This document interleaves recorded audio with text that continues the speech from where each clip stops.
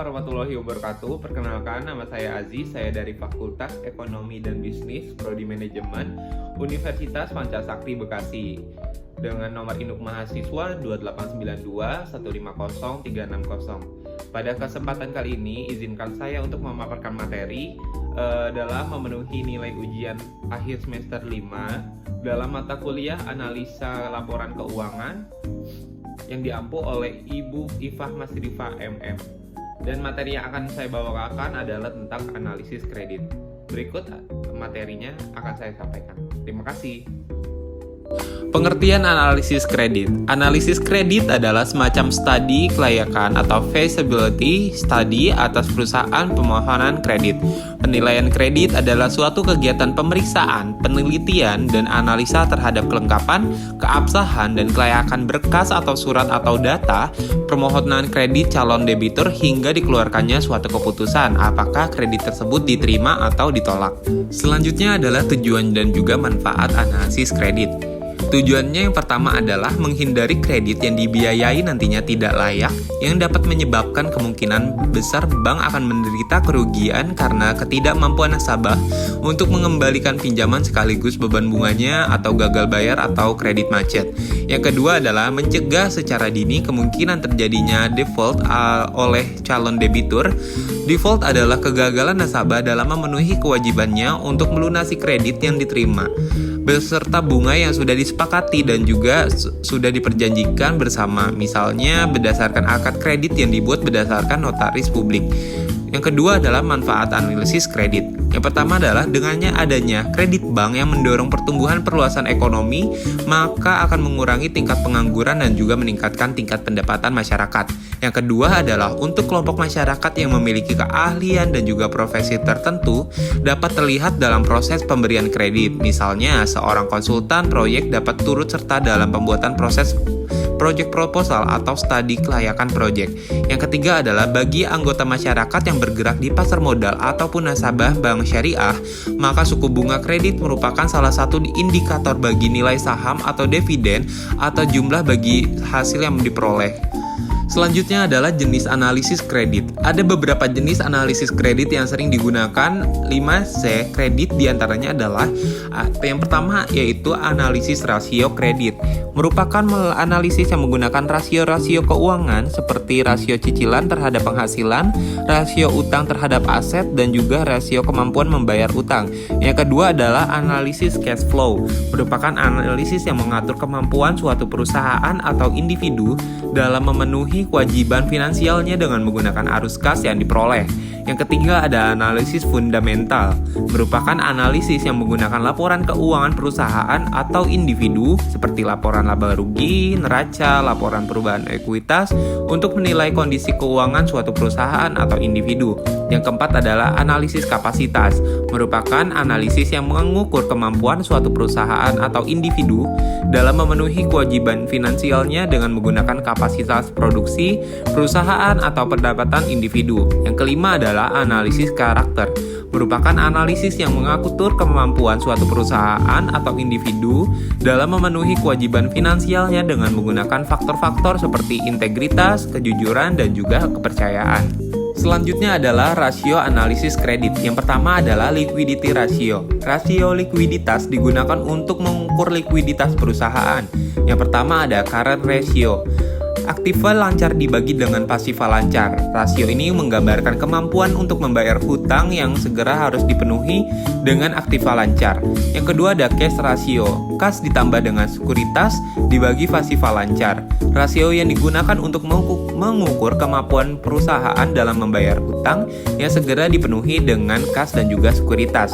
Yang kedua adalah leverage ratio. Adalah rasio untuk mengukur seberapa jauh aktiva yang dibiayai dari hutang. Yang pertama adalah debt ratio, yaitu adalah total hutang dibagi dengan aset, gambaran dari seluruh kebutuhan dana yang dibiayai dengan hutang atau beberapa modal sendiri dibanding dengan hutang. Yang kedua adalah debt to equity, yaitu adalah total hutang dibanding dengan equity setiap modal sendiri yang menjamin seluruh hutang. Yang ketiga adalah time interest earned, yaitu adalah profit before tax plus interest charge dibanding dengan interest charge. Rasio ini memberikan gambaran besarnya keuntungan untuk menjamin pembayaran bunga hutang. Yang selanjutnya adalah activity ratio, adalah rasio untuk mengukur seberapa jauh efektivitas perusahaan dalam mengelola sumber-sumber keuangan. Yang pertama adalah AITO, yaitu adalah inventory turnover, sales dibanding dengan inventory untuk mengetahui dana yang tertanam dalam persediaan barang berputar dalam suatu periode tertentu.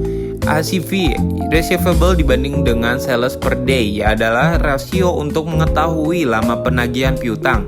Yang ketiga ada total asset turnover, sales dibanding dengan total aset adalah rasio untuk mengetahui perputaran dari seluruh kekayaan.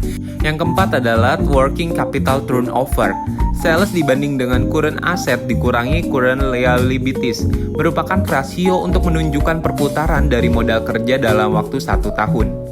Selanjutnya adalah aspek-aspek analisis kredit. Yang pertama adalah aspek hukum atau yuridis. Dalam aspek ini tujuannya adalah untuk menilai keaslian dan juga keabsahan dokumen-dokumen yang diajukan oleh permohonan kredit. Penilaian ini juga dimaksudkan agar jangan sampai dokumen yang diajukan palsu atau dalam kondisi sengketa, sehingga menimbulkan masalah. Penilaian dokumen-dokumen ini dilakukan ke lembaga yang berhak untuk mengeluarkan dokumen tersebut. Yang kedua adalah aspek pemasaran, yaitu dalam aspek ini dinilai besar kecilnya permintaan terhadap produk yang dihasilkan dan strategi pemasaran yang dilakukan oleh perusahaan sehingga akan diketahui prospek usaha tersebut sekarang dan di masa yang akan datang. Yang ketiga adalah aspek keuangan. Analisis aspek ini terhadap perusahaan permohonan kredit sangat menentukan jumlah dari kebutuhan usaha dan juga terpenting untuk menilai kemampuan berkembangnya usaha pada masa mendatang serta untuk menilai kemampuan perusahaan dalam membayar kreditnya. Selanjutnya adalah aspek teknis. Tujuan utama dari analisis ini adalah untuk mengamati perusahaan dari segi fisik serta lingkungannya agar perusahaan tersebut sehat dan produknya mampu bersaing di pasaran dengan masih memperoleh keuntungan yang memadai. Yang kelima ada aspek manajemen.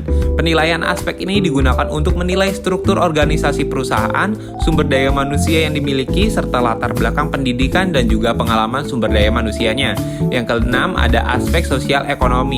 Penilaian aspek ini digunakan untuk menganalisis dampak yang ditimbulkan akibat adanya proyek atau usaha pemohon kredit terhadap perekonomian masyarakat dan sosial secara umum.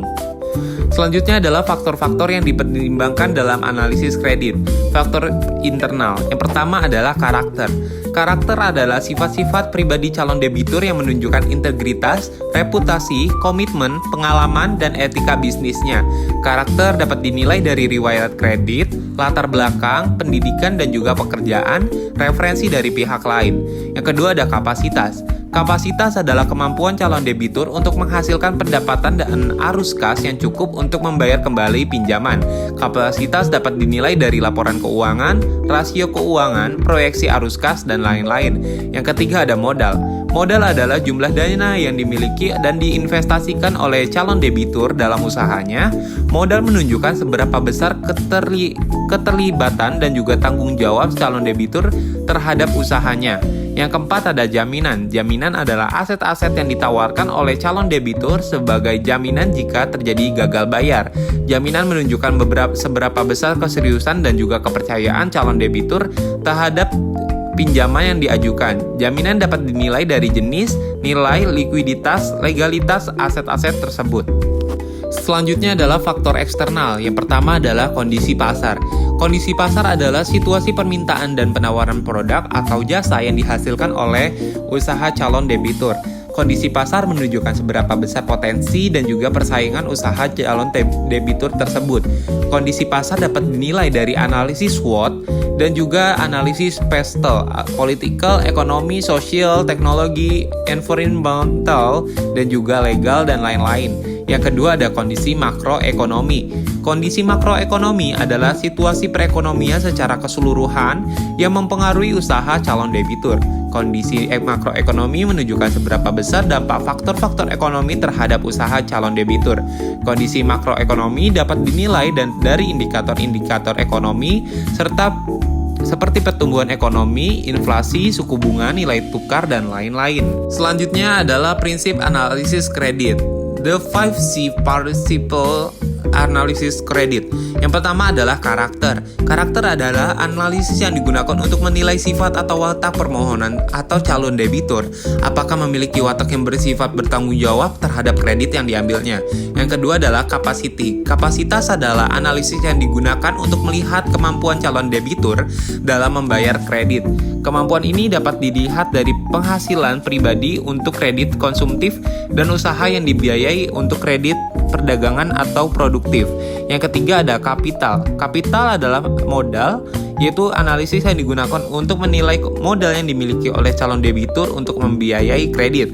Yang keempat adalah condition atau kondisi, yaitu adalah analisis yang digunakan untuk melihat kondisi umum usaha calon debitur saat ini dan yang akan datang. Kondisi yang akan dinilai terutama kondisi ekonomi saat ini, apakah layak untuk membiayai kredit untuk sektor tertentu.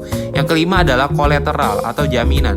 Jaminan adalah analisis yang digunakan untuk menilai jaminan yang diberikan calon debitur kepada bank dalam rangka permohonan kredit yang diajukan.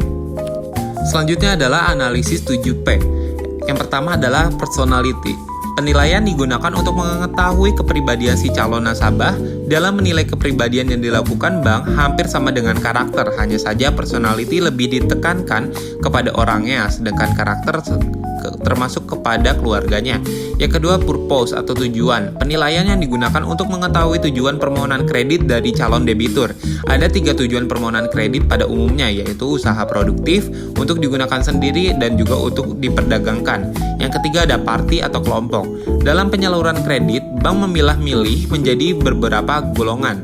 Hal ini dilakukan agar bank lebih fokus untuk menangani kredit tersebut, misalnya kredit usaha mikro, kecil, menengah, dan besar, atau dapat dipilah berdasarkan wilayah, misalnya daerah pedesaan, perkotaan, sektor usaha, dan juga peternakan, industri, dan sektor lainnya. Yang keempat adalah pembayaran. Para pembayaran kredit calon debitur, penilaian dilakukan untuk menilai calon debitur dalam membayar kredit, apakah dari penghasilan atau gaji atau dari sumber objek yang dibiayai. Dari penilaian terlihat mampu dalam membayar kreditnya. Selanjutnya adalah prospek. Untuk menilai harapan ke depan terutama terhadap objek kredit yang dibiayai, tentunya harapan yang diinginkan adalah memberikan harapan yang baik atau cerah. Usaha yang tidak mengandung prospek cerah sebaiknya ditunda karena akan menyulitkan bank dan juga nasabah ke depannya. Misalnya usaha yang sudah memasuki titik jenuh. Yang keenam ada probability atau kemampuan.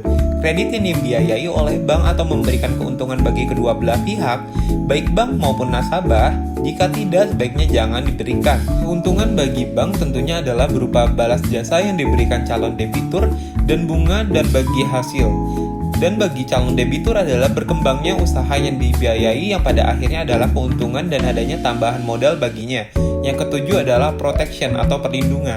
Perlindungan terhadap objek kredit yang akan dibiayai. Perlindungan tidak sebatas jaminan fisik yang diberikan, akan tetapi lebih dari itu, yaitu jaminan si pengambil kredit seperti asuransi kematian dan jaminan perlindungan terhadap jaminan fisik yang diberikan dari kehilangan serta kerusakan atau lainnya. Selanjutnya adalah kesimpulan dan juga saran-saran. Analisis kredit adalah suatu proses yang kompleks dan komprehensif yang dilakukan oleh lembaga keuangan untuk menilai kelayakan peminjam dan juga mengambil pinjaman. Analisis kredit melibatkan evaluasi berbagai aspek keuangan dan juga pribadi peminjam. Tujuannya adalah untuk mengidentifikasi potensi resiko dan memastikan peminjam dapat membayar pinjaman.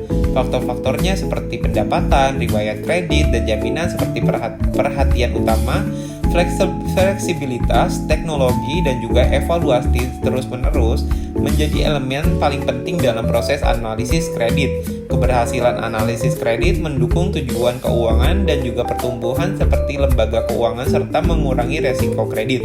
Saran-sarannya adalah yang pertama adalah pemahaman mendalam terhadap peminjam.